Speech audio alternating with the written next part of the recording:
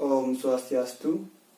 Perkenalkan, nama saya Gustika D. Agung Widiantara dengan NIM 1913 02 1003. Pada video kali ini, saya akan mencoba menjelaskan mengenai implementasi model pembelajaran kooperatif tipe Jigsaw pada pembelajaran fisika dengan sebuah materi konsep gaya.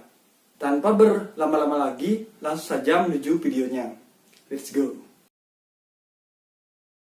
Seperti yang kita ketahui bersama, belajar merupakan suatu hal yang sangat penting untuk dilakukan.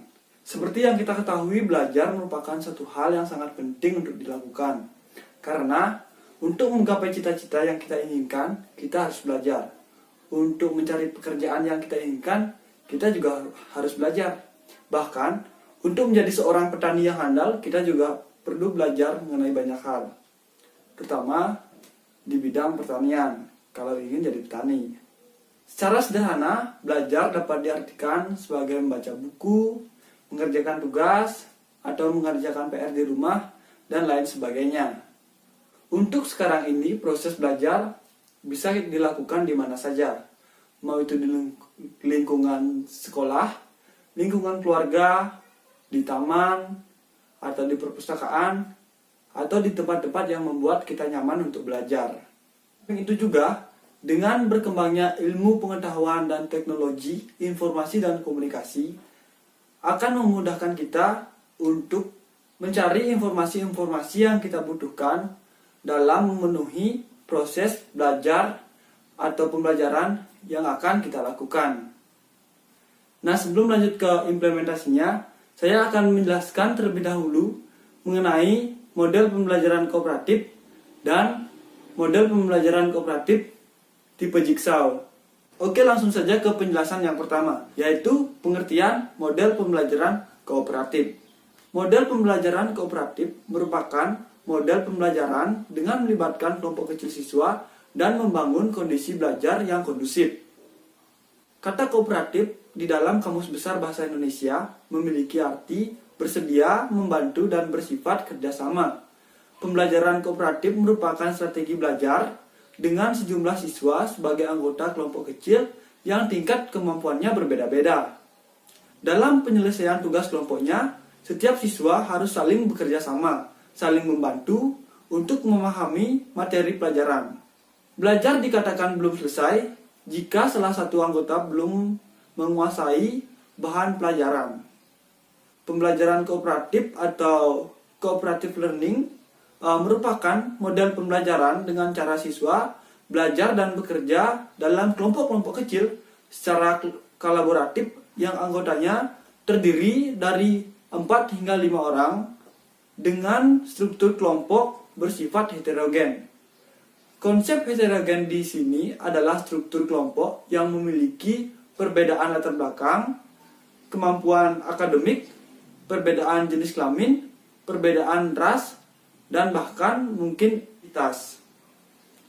Hal ini diterapkan untuk melatih siswa menerima perbedaan dan bekerja sama dengan teman yang berbeda latar belakang. Untuk mencapai hasil yang maksimal, ada 5 unsur dasar dalam model pembelajaran kooperatif yang harus diterapkan, yaitu sebagai berikut. Pertama, prinsip ketergantungan. Prinsip ini meyakini bahwa keberhasilan dalam menyelesaikan tugas tergantung pada usaha yang dilakukan oleh kelompok tersebut. Oleh karena itu, semua anggota kelompok akan merasakan saling ketergantungan. Kedua, tanggung jawab perseorangan.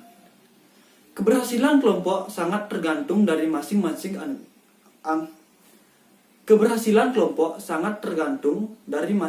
anggota kelompoknya. Oleh karena itu, setiap anggota kelompok mempunyai tugas dan tanggung jawab dalam kelompok tersebut. 3. Interaksi tatap muka.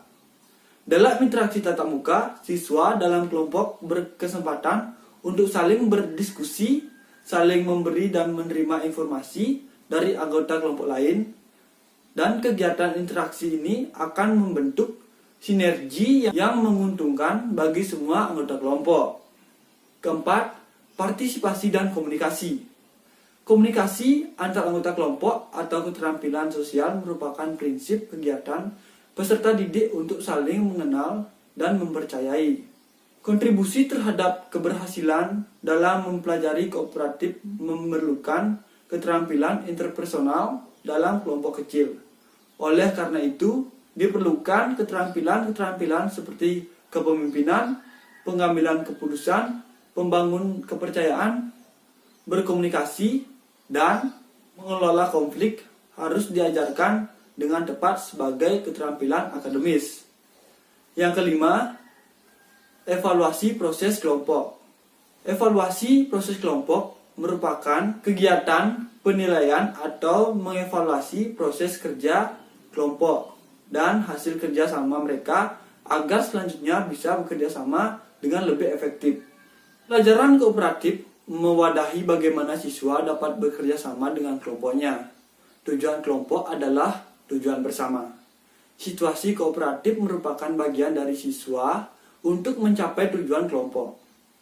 Siswa harus merasakan bahwa mereka akan mencapai tujuan, maka siswa lain dalam kelompoknya memiliki kebersamaan. Artinya, setiap anggota kelompok bersikap kooperatif dengan sama anggota kelompoknya. Pembelajaran kooperatif juga memiliki karakteristik. Di antaranya, pertama, pembelajaran secara tim. Pembelajaran kooperatif adalah pembelajaran dilakukan secara tim. Tim merupakan tempat untuk mencapai tujuan. Oleh karena itu, tim harus mampu membuat setiap siswa belajar. Setiap anggota tim harus saling membantu untuk mencapai tujuan pembelajaran. Yang kedua, didasarkan pada manajemen kooperatif. Manajemen kooperatif memiliki 3 fungsi. Di antaranya, yang pertama, fungsi manajemen sebagai perencanaan. Yang kedua, fungsi manajemen sebagai organisasi. Fungsi dari manajemen ini sangat berpengaruh dalam proses kerjasama tim yang dilakukan oleh suatu tim. Yang ketiga, kemampuan untuk bekerja sama. Keberhasilan pembelajaran kooperatif ditentukan oleh keberhasilan secara kelompok. Oleh karenanya, prinsip kebersamaan atau kerjasama perlu ditekankan dalam pembelajaran kooperatif. Tanpa kerjasama, maka pembelajaran kooperatif tidak akan mencapai hasil yang optimal. Kemampuan bekerja sama itu dipraktikkan melalui aktivitas dalam kegiatan pembelajaran secara berkelompok. Dengan demikian, siswa perlu didorong untuk mau dan sanggup berinteraksi dan berkomunikasi dengan anggota kelompok lain dalam rangka mencapai tujuan pembelajaran yang telah ditetapkan. Pembahasan yang kedua adalah kooperatif tipe jigsaw. Tipe jigsaw adalah salah satu tipe pembelajaran aktif yang terdiri dari tim-tim belajar heterogen yang beranggotakan 4-5 orang. Dan setiap peserta didik bertanggung jawab atas penguasaan bagian materi belajar dan mampu mengajarkan bagian tersebut kepada anggota lainnya. Pada metode ini terdapat kelompok asal dan kelompok ahli. Para anggota dari kelompok ahli yang berbeda bertemu dengan topik yang sama akan berdiskusi dan membahas materi yang ditugaskan pada masing-masing anggota kelompok, serta membantu satu sama lain untuk mempelajari topik yang didapat. Setelah pembahasan selesai, para anggota kelompok kemudian kembali kepada kelompok asal dan berusaha mengajarkan pada teman sekelompoknya apa yang mereka dapat saat bertemu di kelompok ahli. Jadi, metode jigsaw merupakan sistem pembelajaran kelompok dengan memanfaatkan kelompok asal dan kelompok ahli dalam mengembangkan materi yang diajarkan. Demikian penjelasan mengenai model pembelajaran kooperatif dan model pembelajaran kooperatif tipe jigsaw. Selanjutnya akan lanjut ke pembahasan mengenai metode jigsaw pada pembelajaran fisika materi konsep gaya. Nah, konsep gaya adalah salah satu materi dasar dari fisika yang membahas konsep-konsep yang menghubungkan kondisi gerak benda dengan keadaan-keadaan luar yang menyebabkan perubahan keadaan gerak benda tersebut. Konsep gaya dibagi menjadi beberapa materi, diantaranya hukum Newton 1 dan 2, hukum Newton ketiga, dan jenis-jenis gaya. Berikut merupakan tahapan dari implementasi model pembelajaran kooperatif tipe Jigsaw pada pembelajaran fisika dengan sebab materi konsep gaya.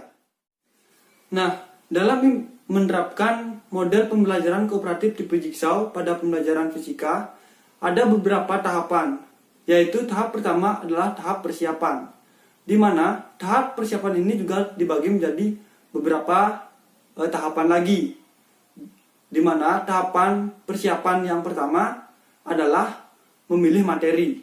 Nah, tahapan pertama ini sudah kita lakukan, yaitu kita memilih materi konsep gaya.